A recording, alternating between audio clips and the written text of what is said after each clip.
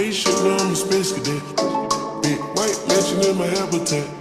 Hi everyone, welcome in this new video. That's Anta Spills the Tea. Et aujourd'hui, on est là pour une vidéo spéciale. J'ai pensé à tous ceux qui sont actuellement en partiel, en train de réviser leur concours. Ça me rappelle quand moi j'étais en train de préparer le bac et en même temps en train de préparer le concours Sciences Po, des moments très difficiles. Je me suis dit que ce serait bien de faire une vidéo d'encouragement pour encourager tout le monde. Partager cette vidéo à tous les gens qui sont actuellement dans cette situation-là.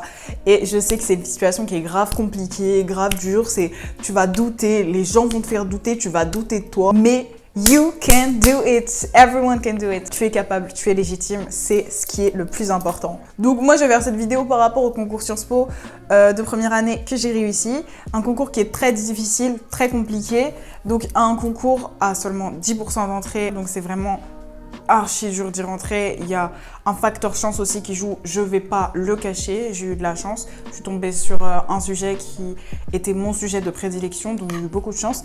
Mais ça ne change rien au fait que le facteur travail est beaucoup plus important que le facteur chance. Si tu apprends 10 sujets sur 10, tu sais que qu'importe soit le sujet qui va tomber au menu, tu sais que tu seras capable de mettre quelque chose sur la table. Alors que si tu apprends 6 sujets sur 10, tu sais que tu auras seulement 6 chances sur 10 de tomber sur le sujet sur lequel tu auras des choses à dire. Donc, le facteur travail est plus important que le facteur chance. Ne vous l'aurez pas. Réussir Sciences Po, déjà, comment ça se passe? C'est important de présenter un parcours scolaire qui a été intéressant, un bon parcours, des bonnes notes, c'est important, on va pas se mentir, mais ce n'est pas le plus important.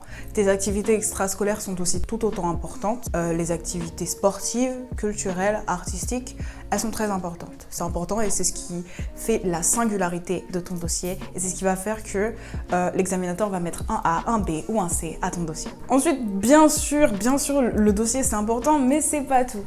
C'est pas tout, hein. Il y a aussi les connaissances qui jouent, il va falloir beaucoup travailler, beaucoup travailler, mais ça ne veut pas dire que vous bossez pour rien. Même si ça n'aboutit pas, à la fin, vous aurez un gros bagage de connaissances qui vous sera très utile dans le supérieur ensuite pour avoir de très bonnes notes ensuite. Parce que moi, j'étais dans un lycée où tout le monde avait une prépa archi chère. Je me rappelle plus c'était quelle prépa, mais je crois que c'est la première prépa de France pour les grands concours. Et moi j'avais une prépa un petit peu moins chère, mais ça s'est très bien passé. Je vais vous dire c'était laquelle, et je ne suis pas payée pour dire ça, c'était PGE, et ça s'est très bien passé. Enfin, sur le long de l'année, j'avais pas des notes de ouf, mais je pense aussi que les profs, ils faisaient exprès de nous noter en bas aussi pour nous booster un petit peu plus. Et franchement, je vais pas mentir, la prépa, ils pariaient absolument pas sur moi. C'était pas possible, parce que déjà, au lycée, j'étais une élève très moyenne. J'avais pas une moyenne de ouf, hein, mais je me donnais en fait, c'est ça qui a fait la différence. J'avais des appréciations, mes appréciations ça se voyait que je me donnais, tu vois. Genre c'était jamais ah ouais, peut mieux faire, des choses comme ça. Ils disaient vraiment ouais, elle se donne, elle essaie. Même s'il y avait des profs qui en avaient marre de moi, genre ils croyaient que je faisais exprès de pas tout donner, alors que je donnais vraiment tout, c'est juste que c'était pas facile. Ouais, c'était un lycée privé, catholique, donc je vous laisse imaginer comment on était notés. Et c'était vraiment pas facile. Mais dites-vous que moi je suis arrivée, alors pourquoi pas toi? Et pour vous dire, dans ma classe, le concours commun des IEP, bah, tout le monde le préparait. Vraiment dans ma classe, tout le monde voulait faire Sciences Po. Tout le monde voulait faire Sciences Po, mais tout le monde n'a pas eu Sciences Po. Ce qui était, on le savait, hein, en rentrant dans cette classe, on savait que tout le monde n'aura pas Sciences Po. Mais pour être honnête, personne pariait sur moi. Personne pariait sur moi. Même les profs, hein, ils se gênaient pas pour me regarder en mode mais tu veux faire Sciences Po? Ah. Ok. Et sinon, c'est quoi ton plan B? Clairement, c'était ça.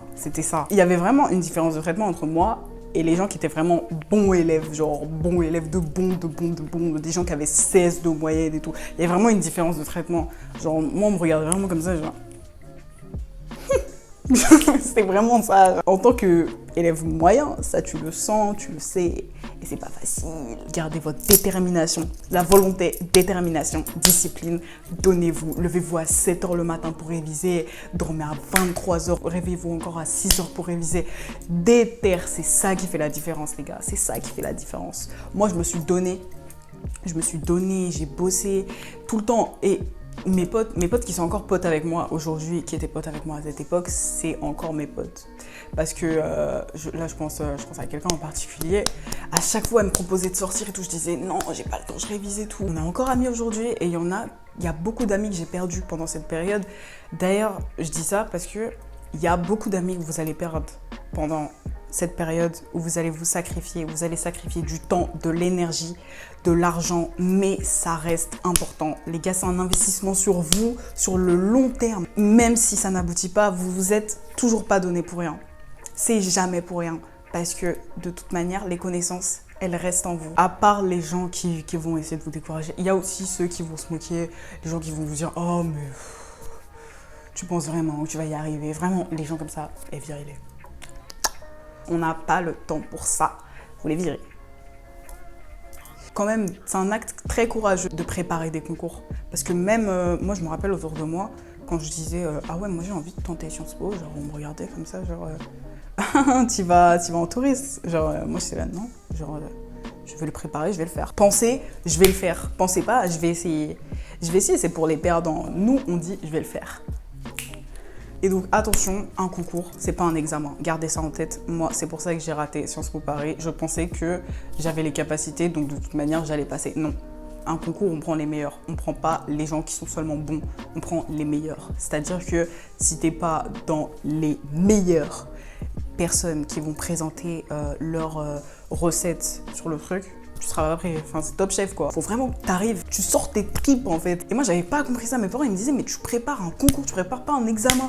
Et c'est quand j'ai échoué, en fait, que je m'en suis rendu compte. En préparant le concours commun et en ayant conscience de ça, là, je me suis vraiment donné pour réussir. Donc là, j'espère que cette vidéo, elle va aider des gens. Ensuite, débarrassez-vous des personnes qui vont vous empêcher de réussir.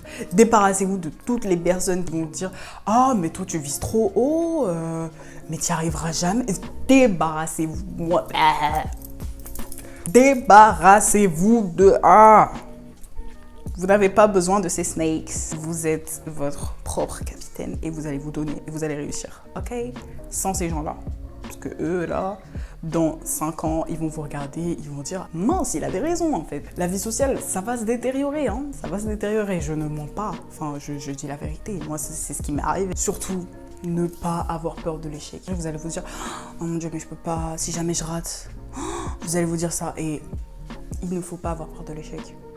Parce que ça, c'est vous auto-censurer. Et du coup, vous allez vous empêcher de faire des choses. Alors, au lieu de repousser vos limites, alors que vous en êtes capable, il y en a qui le font. Pourquoi pas vous? Rappelez-vous d'une chose. Tout le monde veut devoir réussir, hein, mais jamais autant que lui-même. Et ça, c'est vraiment quelque chose que vous devez vous mettre en tête. C'est pour ça qu'il ne faut pas se limiter, qu'il faut penser égoïste. Donc, les gars, donnez-vous. Vous en êtes capable, vous êtes légitime et vous allez d'être ça à vos concours. Allez, retourne réviser maintenant. T'as perdu quelques minutes devant cette vidéo, mais j'espère que cette vidéo t'a bien aidé, t'a bien motivé. Gros, tu vas réussir ton concours. Et même si tu le réussis pas, t'as rien perdu. T'as investi du temps sur toi-même. C'est le plus important. Merci d'avoir regardé cette vidéo. Partage-la si tu veux motiver quelqu'un. Je pense fort à vous, les gens qui sont en train de passer des concours. Franchement, c'est pas facile. Ça me rappelle, moi, le moment où j'étais en train de réviser comme une dingue, comme une folle. Hein. Je savais même pas pourquoi je faisais ça. Et j'y croyais tout simplement. J'y croyais comme une folle. Et je pense que j'y suis arrivée parce que j'y croyais comme une folle. Et allez-y les gars, vous en êtes capables. Everyone can do it.